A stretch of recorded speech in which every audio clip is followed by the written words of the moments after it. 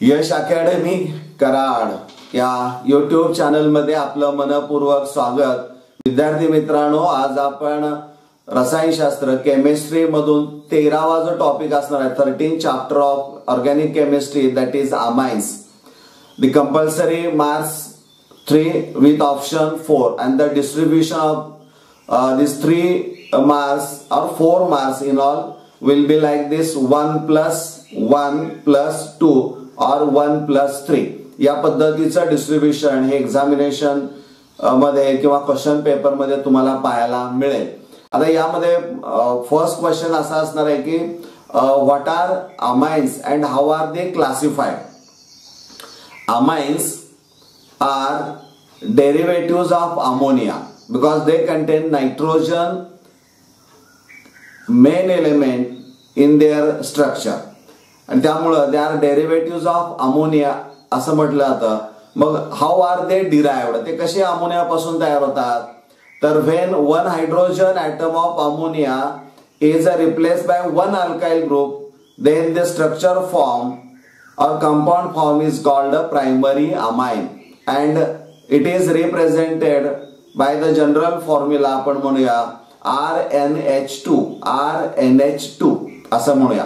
आणि NH2 ला square आपण टाकलेला आहे, याचा अर्थ ते NH2 म्हणजे अमिनो ग्रुप हा त्यातला फंक्शनल ग्रुप मेनली असणारा आहे, अमिनो ग्रुप असणार आहे. when two hydrogen atoms of ammonia get replaced by two same or different alkyl groups, the compounds formed are called secondary amines or 2 degree amines.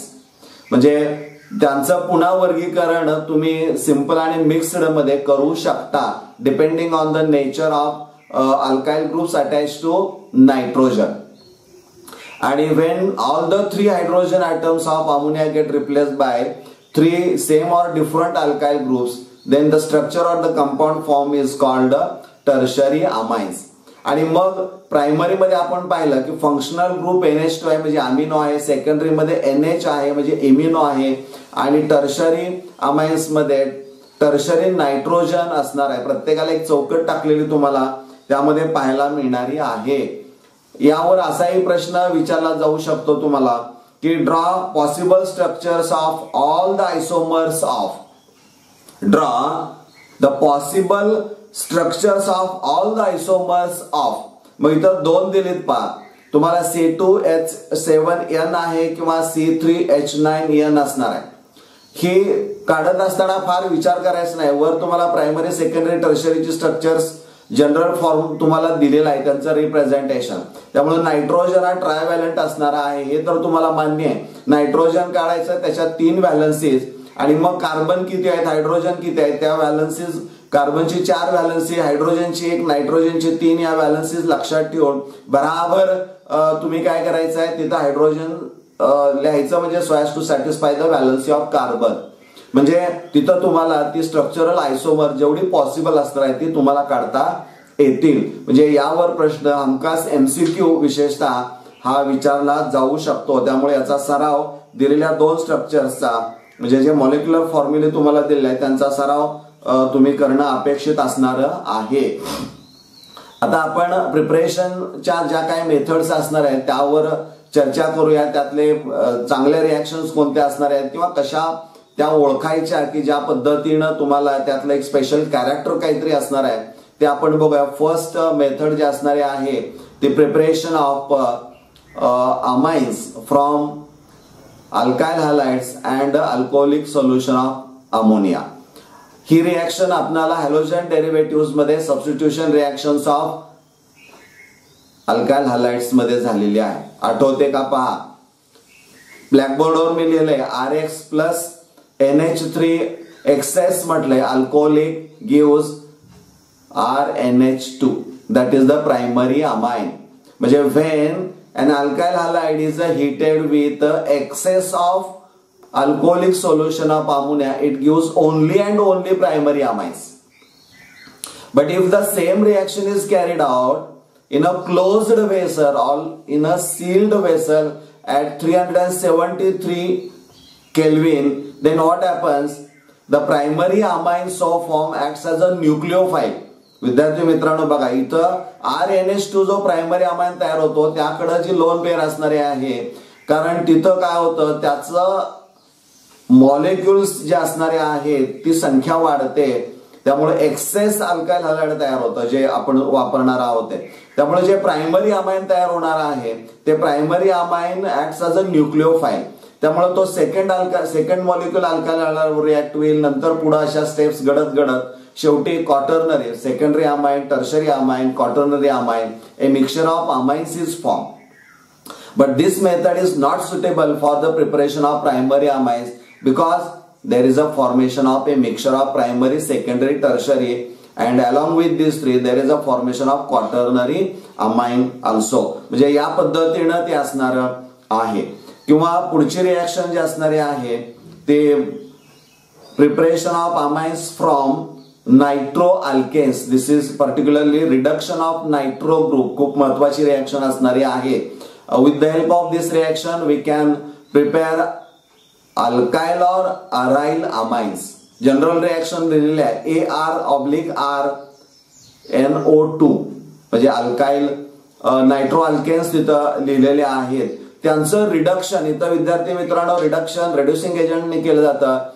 Sn plus HCl असेल, Fe plus HCl असेल, zinc plus HCl असेल, किंवा you can use lithium aluminium hydride, even catalytic hydrogenation पण केलं जातं. पण best reducing agent which is mentioned on the blackboard is that is the Fe plus HCl. Why?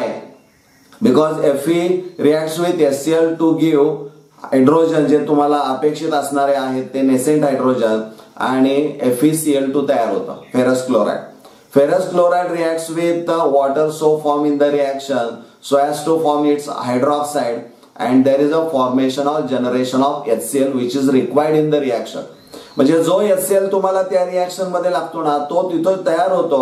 त्यामुळे there is no need to add excess of HCl. Very small amount of HCl is carried out. So the best reducing agent out of this is the Fe plus HCl. हे लक्षामध्ये ठेवणं अपेक्षित असणार आहे.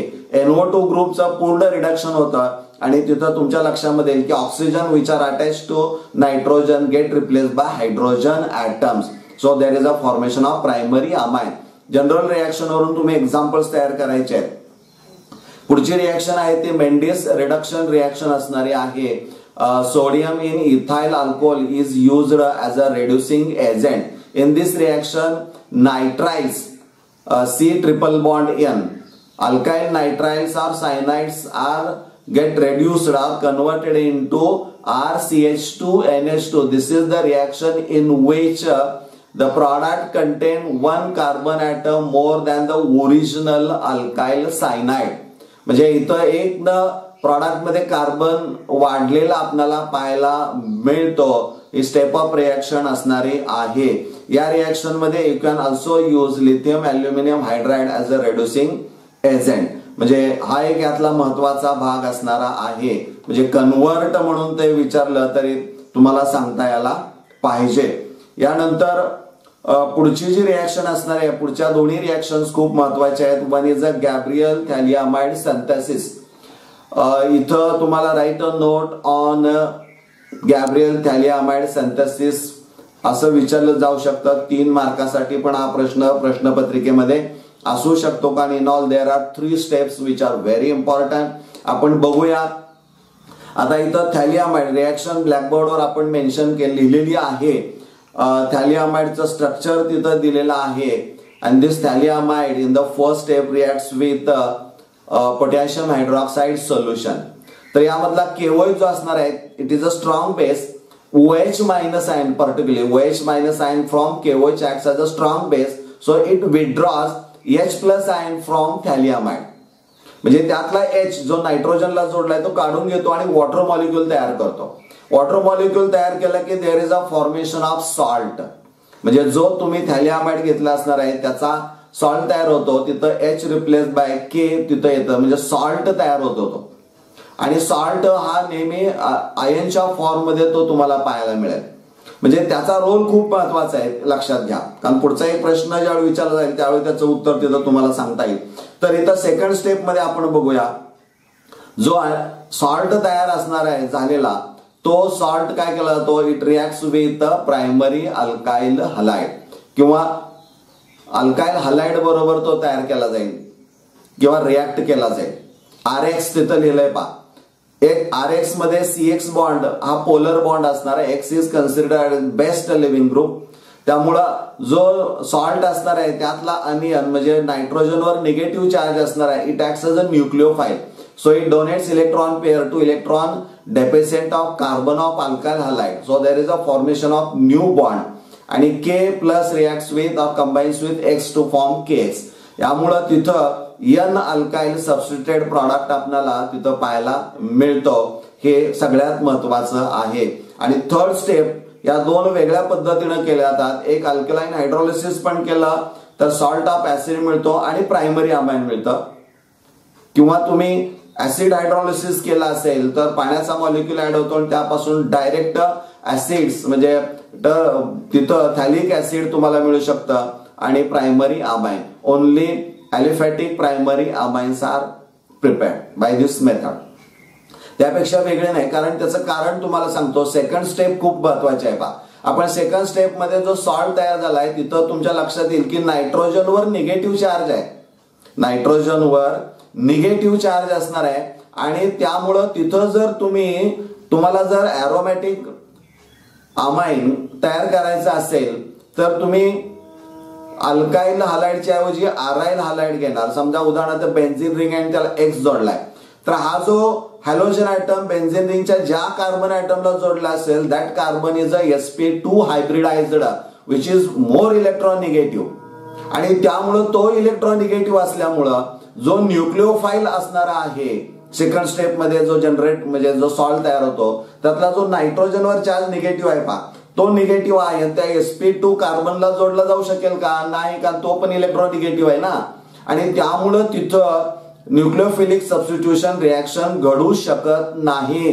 म्हणजे तिथं nitrogen जोडून तो हॅलोजन ऍटम जाऊ शकत नाही. तुम्हाला माहित आहे की हॅलोजन जो असणारा आहे तो इलेक्ट्रॉन पेअर डोनेट करून there is a formation of a partial double bond character outside the benzene ring that is called extended conjugate system. हे तुम्ही अभ्यासलेलं असणार आहे हॅलोजन डेरिव्हेटिव्ह या टॉपिक मध्ये. त्यामुळे विद्यार्थी मित्रांनो इथं फक्त आणि फक्त ॲलिफॅटिक प्रायमरी अमाइन्स तयार करू शकतो आपण. ॲरोमॅटिक अमाइन्स तयार करता येत नाही. कारण सेकंड स्टेप काळजीपूर्वक जर पाहिली आणि थोडा अभ्यास हॅलोजन डेरिव्हेटिव्ह असेल तर तुम्हाला त्याचं उत्तर पटकन समजू शकेल की जे आता मी तुम्हाला सांगितलेलं आहे. Now will discuss the last method of this video and after discussing we will stop here. That is the very important reaction of this topic is the Hofmann rearrangement reaction or Hofmann degradation reaction, also known as Hofmann bromamide degradation. वेगवेगळे नावं आहेत. Degradation whenever across the word degradation म्हणजे तिथं निश्चित काही ना काहीतरी कमी झालेलं असणार आहे. म्हणजे काहीतरी कमी असणार आहे याचा अर्थ आपण रिॲक्शन ज्यावेळेला अभ्यासतो त्यावेळी बॅकबोन ऑफ जर विचार जर केला ऑर्गॅनिक केमिस्ट्रीमध्ये तर कार्बन हा सगळ्यात महत्वाचा असणारा आहे. त्याच्याशी काही रिलेटेड आहे का हे आपण आता इथं बघूया. तर इथं तुमच्या लक्षामध्ये येईल की it is a rearrangement reaction. म्हणजे त्याच मॉलिक्युलमध्ये ऍसिड अमाइड जे असणारे आहेत दे रिॲक्ट विथ अल्कोहोलिक और aqueous solution of potassium hydroxide in the presence of bromine gives primary amines and there is a decarboxylation, removal of carbon dioxide. त्यामुळे RCONH2 मधला CO जो असणार आहे तो CO2 च्या स्वरूपामध्ये बाहेर पडतो. त्यामुळे कार्बन जो product the product so form content one carbon item less than the original acid amide. म्हणजे हा यातला महत्वाचा स्टेप डाऊन रिॲक्शन त्याला म्हटलं तर एक कार्बन कमी इथं होतो. कारण इथं जो अल्काइल ग्रुप कार्बोनिल कार्बनला जोडला असणार आहे it is transfer to nitrogen. म्हणजे इथं रिअरेंजमेंट होते, अल्काइल ग्रुप शिफ्ट होतो आणि नायट्रोजनला तो जोडला जातो आणि तिथं प्रायमरी अमाइन तयार केलं जातं. म्हणजे या पद्धतीनं ती रिॲक्शन घडते. In this reaction only one molecule of bromine is used. लक्षात घ्या या रिॲक्शनचं मेकॅनिझम अवघड आहे, आपण अपेक्षित पण नाहीये ते. आणि त्यामुळे इथं काही गोष्टी फक्त लक्षात ठेवल्या पाहिजे की या ठिकाणी रिअरेंजमेंट घडते. अल्काइल ग्रुप जो कार्बोनिल कार्बनला जोडलाय तो मायग्रेट होतो आणि नायट्रोजनला जोडला जातो. त्यामुळे कार्बनची संख्या प्रॉडक्टमध्ये 1 न कमी झालेली आपल्याला पाहायला मिळते. हा यातला महत्वाचा भाग आहे. मग तो कार्बोनिल कार्बन जो कमी झालेला आहे तो कार्बन डायऑक्साईडच्या स्वरूपामध्ये निघून जातो. त्यामुळे ही रिॲक्शन ही महत्वाची असणारी आहे. काही वेळेस असा प्रश्न विचारला जाऊ शकतो, स्ट्रेट फॉरवर्ड तर असतो, परंतु काही वेळेस असं असतं की some reactions of amines are given and you have to find the which one of the following is incorrect.